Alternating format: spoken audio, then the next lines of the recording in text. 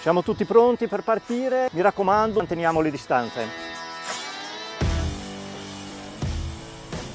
Sono state 1086 le persone recuperate nel 2020 dal Soccorso Alpino del Veneto, per un totale di 1054 interventi, un più 16% rispetto agli eventi del 2019.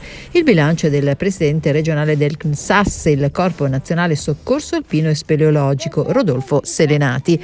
Gli interventi a carattere sanitario sono stati 888, mentre quelli a carattere di protezione civile 155, essenzialmente per la pandemia e dalle emergenze meteo che si sono susseguite nel territorio regionale.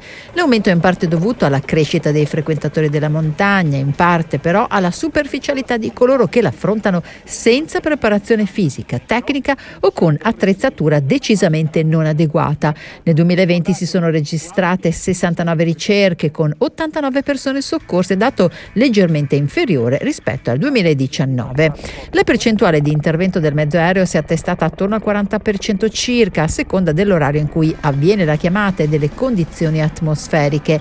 La pandemia ha ovviamente complicato l'attività di formazione, addestramento e simulazione, facendo eseguire le attività indispensabili e non procrastinabili per il mantenimento delle qualifiche e delle praticità tecniche. Sono stati eseguiti 961 eventi formativi con 7.880 volontari coinvolti e una presenza media di 8,20% eseguito. Il 45% circa degli interventi riguarda persone illese, il 47% codici sanitari meno gravi, il 90,8% delle persone soccorse, tra l'altro, non è iscritto al CAI e non dispone di una propria assicurazione.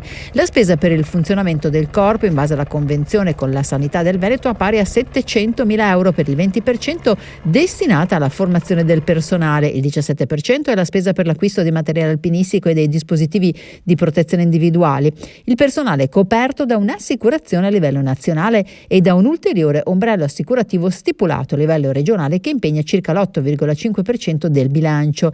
Infine, un 7% viene investito in tecnologie destinate alla comunicazione, come radio, ponti radio, cellulari e reti dati.